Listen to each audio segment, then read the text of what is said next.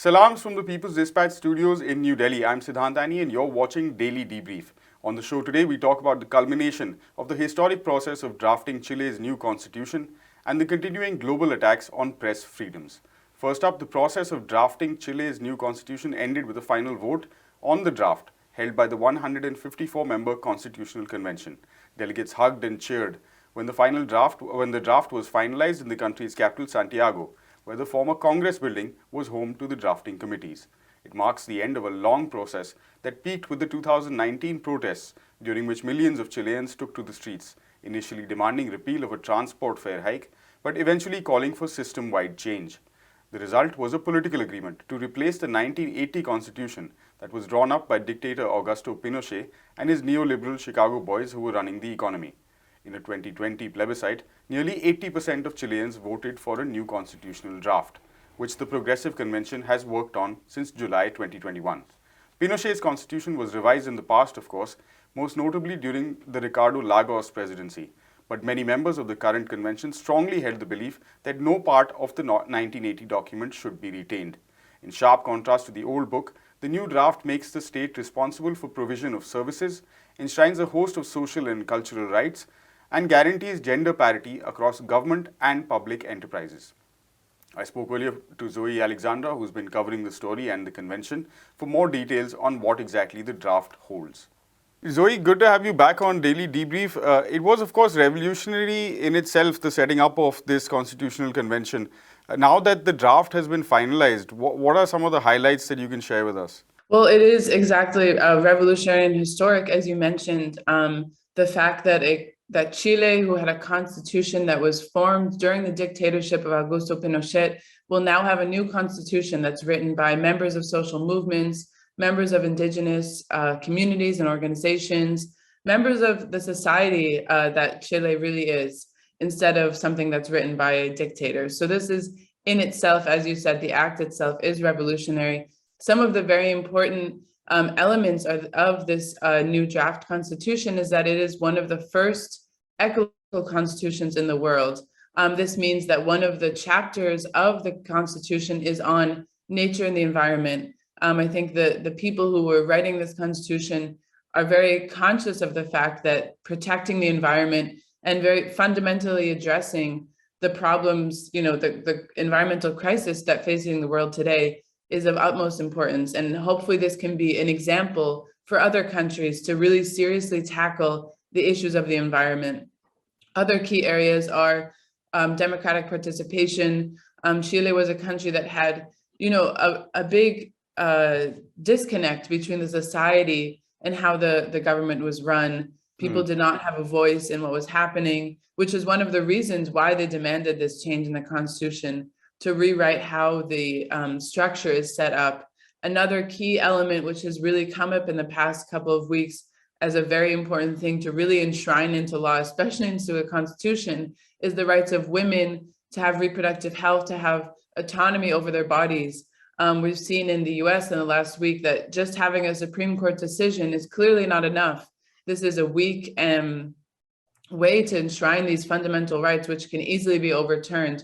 So the fact that the Constitutional Convention is considering and really enshrining into law, into the Constitution, the rights of women over their bodies, the rights of people to choose what they want to do with their bodies, is fundamental and it's revolutionary. There's so many other things that the Constitutional Convention has been able to achieve in this past year. It's quite extraordinary when you think about it. Over 100 people who are really just members of society that want to make their country better, and they came together and they wrote this constitution, which will set the stage for the next centuries in Chile, of people to live and prosper and live out their daily lives with having rights, with having democratic participation, having autonomy over their bodies, and so many other things.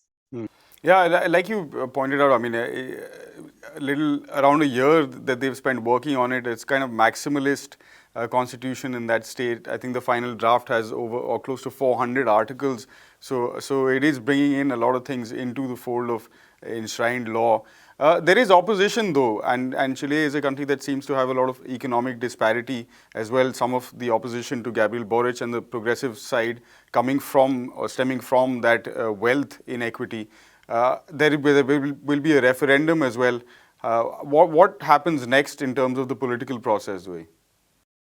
So on July 4th, this draft constitution will be presented to President Gabriel Boric, and from there, he will bring it to a referendum, and the people of Chile will vote for this. As you said, there has been a lot of opposition. Chile has a very strong right wing, a conservative class that, as we saw in the elections when Gabriel Boric was elected, will do anything and everything to stop progressive change in the country. I mean, if you look at Chile is the heart and the birthing place of neoliberalism. They had really refined the system, denied their people health, education, so many fundamental rights that was normal for over 50 years. And so the fact that this new constitution will come in that was, brought about by intense street protests, intense class struggle, intense, months of people on the streets demanding this is definitely not something they're happy about. We can surely foresee that there will be a very strong campaign by the opposition to defeat this constitutional convention. But the fact that it was voted in, it only came about through popular demand, not only through the street protest, but even for the constitutional convention to be created, it had to go through referendum. So I think that's an indication of the support of Chilean society for this type of initiative. And so we'll really see in the next coming months how that will play out. All right, thanks very much for that update, Zoe. We shift focus now from that jubilant and hopeful story to the current attack on press freedoms around the world. In the Philippines, as the Rodrigo Duterte regime enters its final days, authorities are doubling down on their crackdown on the media. On Tuesday, the 28th of June, the Philippines Security Regulation and Company Registration Body, the SEC, issued an order to shut down the online news platform Rappler. The order was an iteration of an earlier order to shut down the site, which has been founded and is run by Nobel laureate Maria Ressa. Anish joins us with more details. Anish, this isn't the first time the Rappler is facing government action. Give us a bit of sort of background on the case and what is happening with attacks on press freedom in the Philippines. So the case began in 2018 when the SEC, the Securities and Exchange Commission, which is the regulatory body that looks after securities, the sale and exchange of securities, decided that the sale that they did to sell some of their securities in the form of what are called PDRs were done so in violation of laws that limit foreign ownership of media organizations or telecommunications groups. So this was a law that existed, and that was the reason why the SEC says that it is trying to shut down or revoke the license that Rappler has to operate in the country as a media organization.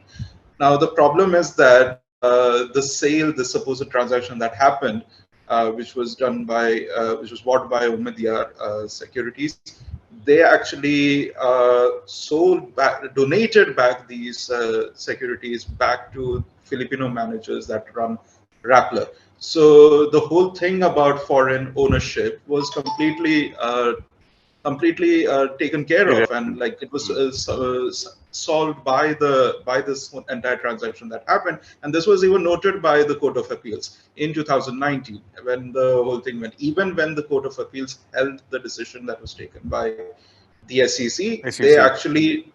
They actually gave told the SEC to reconsider this decision to revoke the license, because the whole point is that there was foreign ownership which no longer exists with the Rappler. So Anish, Maria Ressa has of course said that they will continue to fight against this order and try to continue the work that they have been doing. A new government is also coming in tomorrow in the Philippines. How do you see things proceeding from here? Well, in a very characteristic way, Maria Ressa actually called this business as usual, considering the number of run-ins they've had with the Duterte administration in the past 6 years. And it's not just the Rappler. We are looking at the entire independent media in the Philippines, especially progressive media in the Philippines. Earlier this month, middle of June, we actually saw the government cracking down on a whole host of websites, about 28 websites, which includes some progressive media groups like Monthly Review, Counterpunch, and Bulatla. All of them accused of having supposed ties with the banned Communist Party, a sort of red tagging that was done by the Anti-Terrorism Council under the, again, what we have spoken about before, the Anti-Terrorism Act, that is also very controversial. So this is a clear crackdown on independent progressive media. It is part of that, it is an extended part of that whole drive that is being done on the last days of the Duterte administration. And we can be sure for now that this will continue. Obviously, the enforcement of the revocation of the license and this whole thing, the order that will shut down Rappler will only be enforced later. But the things are currently in a limbo because there is already a petition with the Court of Appeals ongoing that is trying to bypass this enforcement. But there is also other sorts of fights and movements that are trying to enshrine the press freedoms that independent groups. It's not just independent groups. We also need to remember in 2020, the middle of the pandemic, they revoked the license for. They actually let the license of the largest broadcaster in the country expire simply because there were political disagreements between the editorial policy of the broadcaster, ABS and CBN we're talking about, and the government. So this is the sort of situation that Philippines is coming under, and we're looking at this is something that we can see in the manner in which it is being ranked in press freedoms. It has come down to its worst performance in the past 8 years in several indices. So this is not just an isolated incident. Definitely the struggle has to be fought on the courts because we are looking at several manners of legal persecution, but it has to continue, and it probably will continue even under the new Marcos administration that is set to take up on June 30th. Yeah. Plenty of struggle then, Anish, for independent media as well as for democracy as a whole in the Philippines. Thanks very much for that update. Maria Ressa had, of course, recently come out with a statement, condemning the arrest of activist Tisa Setalvad and Mohammed Zubair, who is the focus of our next and final story on the show today. Zubair is the co-founder of Alt News, an Indian fact-checking website, and was sentenced to 4 days in police custody by a Delhi court on Tuesday. He was arrested the previous day. Zubair and his website have played a leading role in busting fake news and also recently highlighted hate speeches made by leaders of the ruling Bharatiya Janata Party, including now suspended national spokesperson Nupur Sharma. The Editors Guild of India and DigiPub, a collective of digital news organizations, asked for Zubair to be released immediately. In a press statement, DigiPub said, and I quote, "In a democracy where every individual possesses the right to exercise the freedom of speech and expression, it's unjustifiable that such stringent laws are being used as tools against journalists who've been accorded the role of playing watchdogs against the misuse of institutions of the state." End quote. Journalist Pragya Singh is in studio now to tell us more about Zubair, his website, and of course the attack on press freedom that is ongoing in India.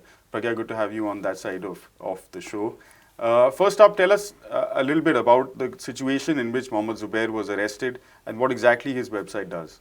Right. So Siddhant, Mohammed Zubair basically co-runs Alt News. The very fact that we need a fact checker, dedicated fact checker, should tell you something about this situation with news and facts in India. There is a rampant, what is called misinformation and disinformation and false information being spread. And what Alt News does, they basically tell you what was correct and what was not correct about a certain news item, especially in the viral culture. Right. So they have been doing this for many, many years now. And Mohammed Zubair is also what is often known as an influencer. He has more than 500,000 followers on Twitter. And so this particular incident started on the 26th of May with a series of debates that a BJP spokesperson, the ruling party spokesperson, attended a series of primetime debates on 26 May in which she made disparaging remarks about Prophet Muhammad. Now, Mohammed Zubair on the following morning shared that clip and he also used the word that she called her a communal hate monger. Now, this particular incident, the prophet remark incident, started snowballing into a major controversy. A lot of people shared it on Twitter, a lot of people spoke about it on TV in the forthcoming days, but it was Zubair who was seen by the BJP, by Nupur Sharma herself in the subsequent days as responsible for the controversy. So the ruling party and its spokespersons tried to turn what they had said into a non-issue, and the fact that what they had said had been shared into an issue, and that's where Zubair got caught in this entire maelstrom on Twitter and off Twitter. But because of a 2018 tweet which he had issued, which was essentially a clip, a screenshot of a movie, which was a very famous movie with a star cast, which was seen, perhaps, widely seen in India, which was, a joke based on a religious figure and a honeymoon. So when that was shared, it also shows us that, how much India has changed. What was seen as a joke back in the day, 25 or 30 years ago, is no longer viewed as funny, but seen as an offense, and everybody is prepared to take offense over it, and that led to the arrest of a journalist. Right. In the wider context, Pragya, you are yourself a journalist working with an independent news organization in India. What are some of the challenges that you are currently facing and have been facing under the current regime? So journalists have a very troubling time in India these days. There was a time when journalists, especially when video journalists landed up, say, in a rural setting, people would welcome them because they felt that the journalist has come to, report on their problems and issues, and that the media has an impact. The government is forced to listen, the local authorities are forced to listen, and so on. But now the scenario is exactly the opposite. People, I think their faith, their trust in the media is very severely damaged, if not completely broken. And the nighttime, primetime debates that happen on TV, many feel that those debates, like the kind which the BJP spokesperson attended, in which she made those remarks, are responsible for the breaking of this trust. The result is that when a journalist goes out into the field, now people directly demand to know what their affiliation is, their political affiliation, their caste location, their religion, where they live, etc. All of this is now an open question. The journalist, a journalist should be trained to not become the story themselves, but journalists are also repeatedly becoming the story, either because they are under attack, or they're not allowed to report freely, or because they are physically threatened. So that is the situation in India today. A US-based organization recently said that there were 293 journalists who faced attacks over the last year, and out of them, 4 who died were from India. It's not that attacks on journalists are a new thing, but the way they have spread across the country and the trivial issues over which they happen is definitely new. And the other thing is that the state, meaning that the ruling party and the police, etc., are more than willing to take action against journalists. This particular case against Zubair was filed based on a tweet. It was a Twitter handle which is not very well known, which was raising an issue which nobody had, really noticed. Right. It was from 2018, many years ago. And yet, since there are provisions in the Indian law which allow you to get, to file a case over feeling offended. So somebody has claimed they were offended, and I think there will be, it would not be wrong to say that the government is in some senses retaliating for the fact that alt news and Mohammed Zubair have repeatedly exposed the false news, the disinformation and the misinformation propagated by the ruling party and its supporters. And that is why we find that he is in jail Today. All right. Thanks very much. Important perspective there, Pragya. Keep fighting the good fight, I guess. But on that note, we have to bring this show to an end. From Pragya, myself, and the entire People's Dispatch team, thanks very much for watching Daily Debrief. For more on all of these stories, you can head to our website, peoplesdispatch.org, and of course, give us a follow on whatever social media platform you use for updates. We'll be back again tomorrow. Until then, goodbye.